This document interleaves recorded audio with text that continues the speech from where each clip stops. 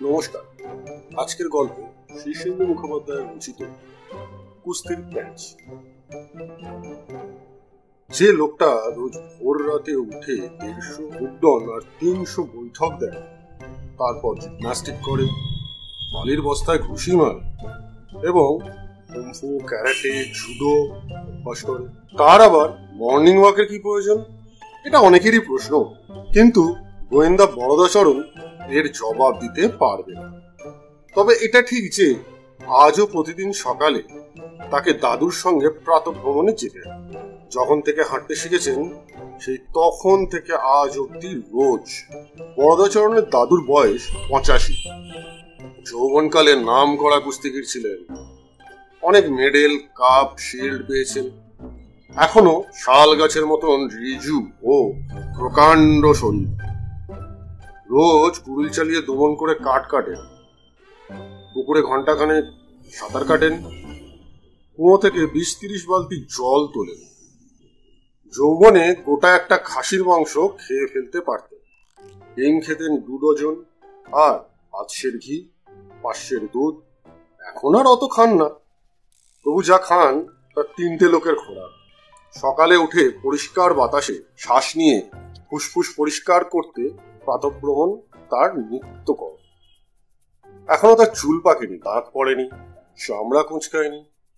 85 বছরে দিব্যি সুঠাম চেহারা অম্বিকাচরণ। তবে কিনা লোকটা একটু বাতিগ্রস্ত। তার কাছে সবকিছুই সেই আগের মতনই আছে, কিছুই পাল্টায়নি। এই যে বরদাচরণ, এখন পূর্ণ যুবক, ইয়া দশাশয় লম্বা চেহারা, তার উপর নাম করা গোয়েন্দা। এসব অম্বিকাচরণের খেয়ালই থাকে না। সকালে উঠেই তিনি দাঁতন করেন, পূজা পাঠ সেরে থানকুনি পাতা আর কলি ওঠা ছোলা খেয়ে হাঁক দেন, দাদু ভাই, ও দাদু ভাই।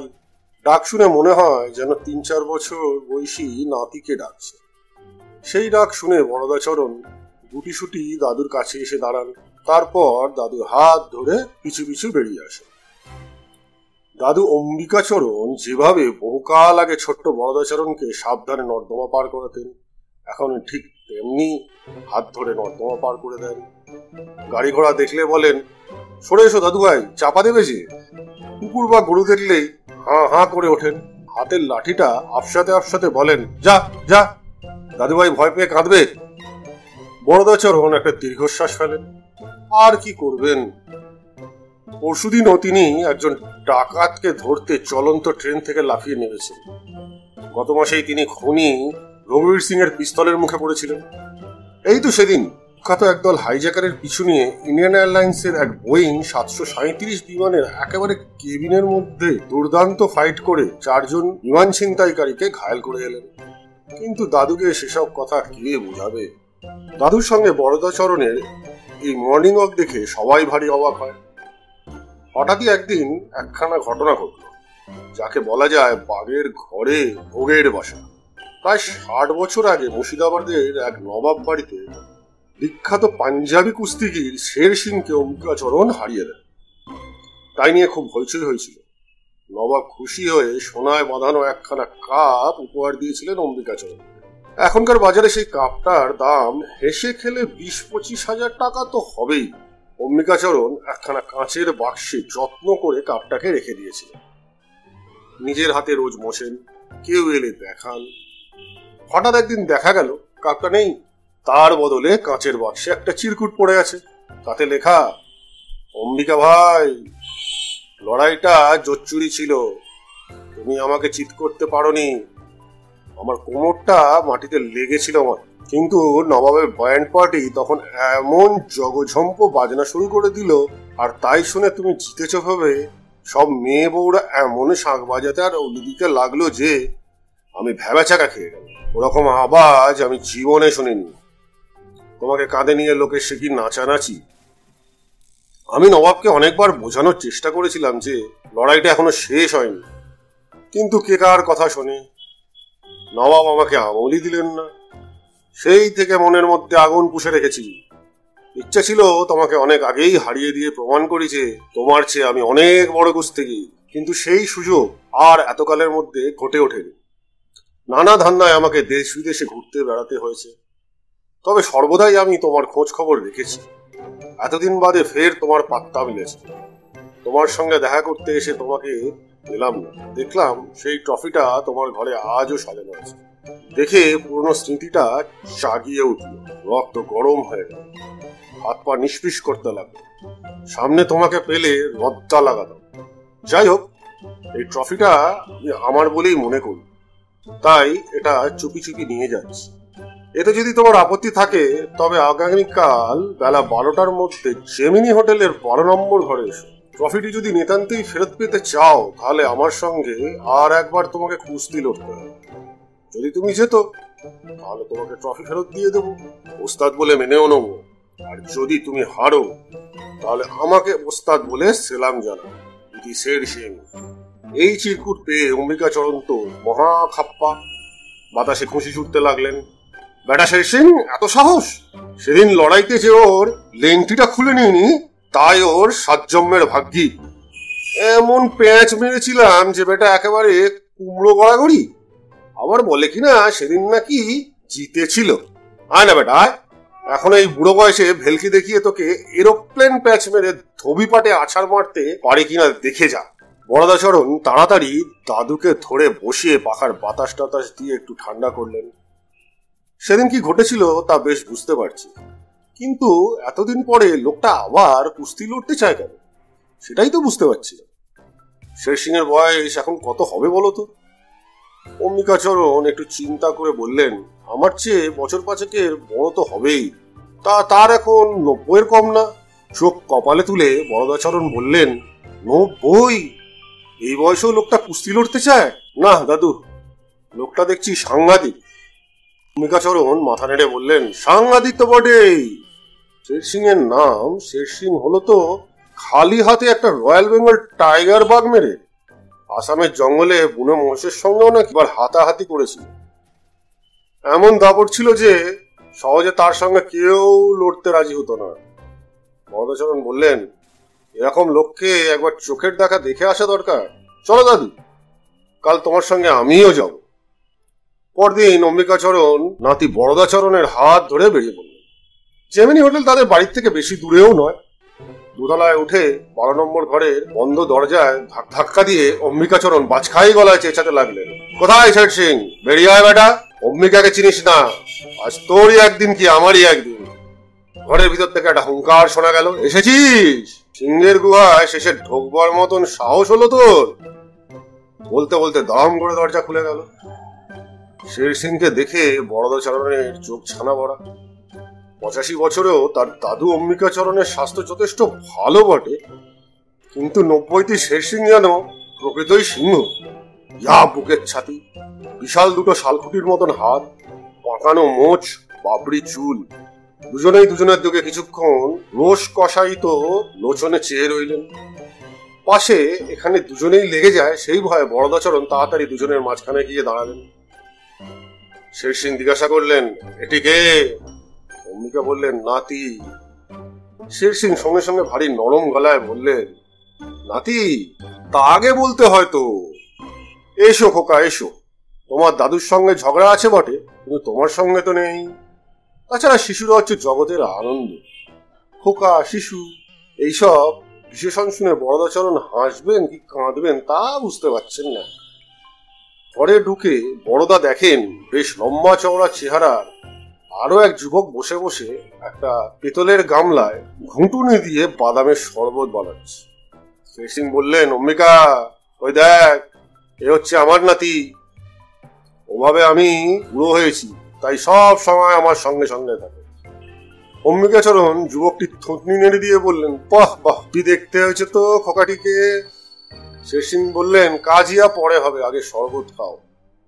অম্বিকা বললেন, শরবত না হয় খাচ্ছি, কিন্তু আমার বাড়িতে একদিন যে দুটো ডাল ভাত খেতেই হবে শের সিং। পর দুপক্ষ বেশ সদ্ভাব হয়ে গেল। অনেকক্ষণ বসে দুজনে নানা কথা কইলেন, হাসি ঠাট্টাও হলো। গল্প গুজবে অনেকটা বেলা কাবার করে অম্বিকা উঠলেন। বরদাচরণ স্বস্তির শ্বাস ছাড়লেন। দুই বুড়োর কুস্তিটা বোধহয় এড়ানো গেল। কিন্তু বিদায় দেওয়ার সময় শের সিং হঠাৎ বলে উঠলেন, তাহলে অম্বিকা, কুস্তিটা কবে হচ্ছে? অম্বিকাচরণ সতেজে বললেন, যেদিন বলবে, কাল বললে কাল, তাহলে কালই ঢাড়া পিটিয়ে দাও, ফুটবল মাঠে দুজনে নেমে পড়ব। তাই হবে। খবরটা বিদ্যুতের বেগে চারিদিকে ছড়িয়ে পড়ল। অতীতের বিখ্যাত পালোয়ান শের সিং যে এখনো বেঁচে আছেন তাই অনেকে জানতেন না। তার উপর অম্বিকাচরণ যে একদা শের সিংকে হারিয়েছিলেন সে খবরও অনেকের অজ্ঞাত। সুতরাং তুমুল উত্তেজনা দেখা দিল। রাতারাতি ফুটবল মাঠের মাঝখানে কুস্তির মাটি তৈরি হয়ে গেল। চারিদিকে চেয়ার বেঞ্চি সাজানো হতে লাগলো।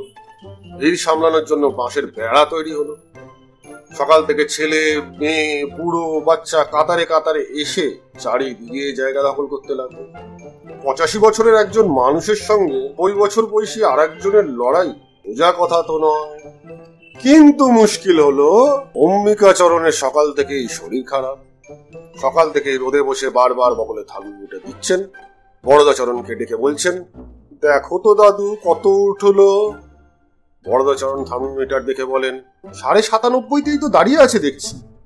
থার্মোমিটারটা তাহলে একেবারেই গেছে। আমার তো মনে হয় 101-এর কম না। দে তো আবার লাগিয়ে দেখি। বরদাচরণ দাদুর কপালে হাত দিয়ে বললেন, রোদে বসে গা একটু গরম হয়েছে বটে, কিন্তু জ্বর বলে তো মনে হচ্ছে না। অম্বিকাচরণ খেঁকিয়ে উঠে বললেন, তুই জ্বরে কি বুঝিস? এ হলো নারীর জ্বর, ভিতরে ভিতরে গুমড়ে গুমড়ে ওঠে। বরদাচরণ বুঝলেন দাদু লড়তে চান না, কিন্তু না লড়লেও নয়। চারিদিকে খবর উঠে গেছে, কাতারে কাতারে লোক আসছে লড়াই দেখে। বরদাচরণ বা অম্বিকাচরণ জানেন না যে ওদিকে শের সিং এর শিবিরেও সমস্যা দেখা দিয়েছে। ভোর রাত থেকেই শের সিং তার নাতিকে বলছেন, দেখো ভাই, আমার পেটে খুব ব্যথা হয়েছে। নাতি বলল, জীবনে তো তোমার কোনোদিন পেটে ব্যথা হয়নি দাদু। শের সিং খিঁচিয়ে ওঠেন, হয়নি বলে কি হতে নেই? আমার দারুণ ব্যথা হচ্ছে। মনে হয় কলেরাই হলো বোধহয়।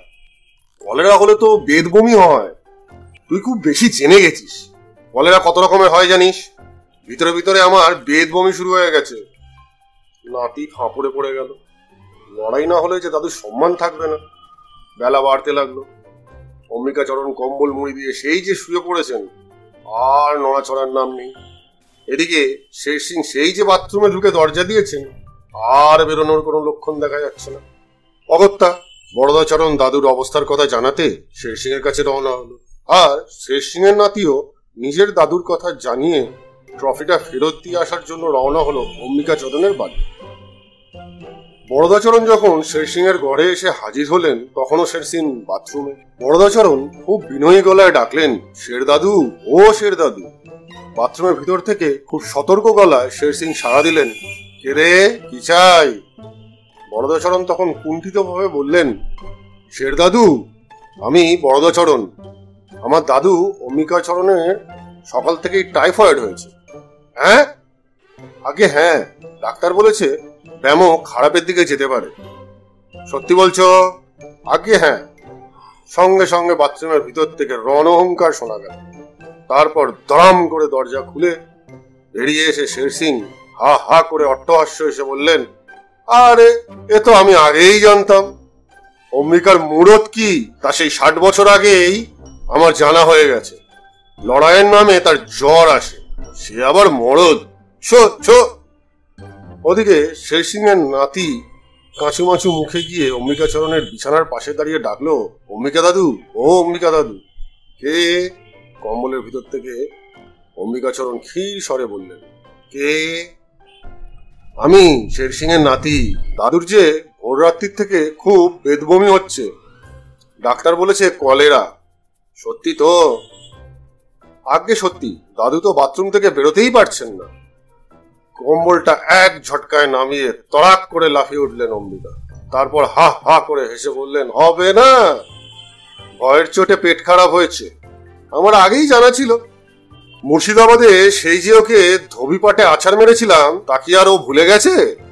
শের সিং আর অম্বিকাচরণ দুজনেই ভাবলেন, লড়াইটা যখন হবেই না, তখন ফুটবল মাঠে গিয়ে জনসাধারণের সামনে বুক ফুলিয়ে ওয়াকওভার নিয়ে আসবেন। দুজনেই তাড়াতাড়ি রওনা হয়ে পড়লেন। অম্বিকা জানেন শের সিং এর কলেরা, আর শের সিং জানেন অম্বিকার টাইফয়েড। দুজনেই তাই নিশ্চিন্ত। ফুটবল মাঠে ভিড়ে ভিড়াক্কার। দুদিক থেকে দুজনকে ঢুকতে দেখে লোকেরা হৈ হৈ করে উঠল। অম্বিকা ভাবলেন তাকে দেখেই লোকে হইচই করছে। শের সিং ভাবলেন তাকে দেখে। হুঙ্কার দিয়ে দুজনেই লাফিয়ে পড়লেন দঙ্গলে। তারপরেই দুজনে নির্বাক হয়ে চেয়ে রইলেন পরস্পরের দিকে। কেউই নিজের চোখে বিশ্বাস করতে পারছিলেন না। অম্বিকাচরণ একটা দীর্ঘ নিঃশ্বাস ফেলে একটা হাত শেরসিং এর দিকে বাড়িয়ে দিয়ে বললেন, দেখ তো নারীটা, জ্বর মনে হয় 100 ছাড়িয়ে গেল। শেরসিং নারীটা ধরে বললেন, 2 কম না, এবার আমার পেটটা একটু টিপে দেখ তো, বড্ড ব্যথা। অম্বিকার শেরসিং এর পেট টিপে দেখে বললেন, ওরে বাবা, কলেরার একেবারে মস্ত একটা ডেলা দেখছি যে। ব্যাপারটা বুঝতে জনসাধারণের একটু সময় লাগে। তারপর হো হো করে অট্টহাসিতে ফেটে পড়লো সমস্ত মাঠ।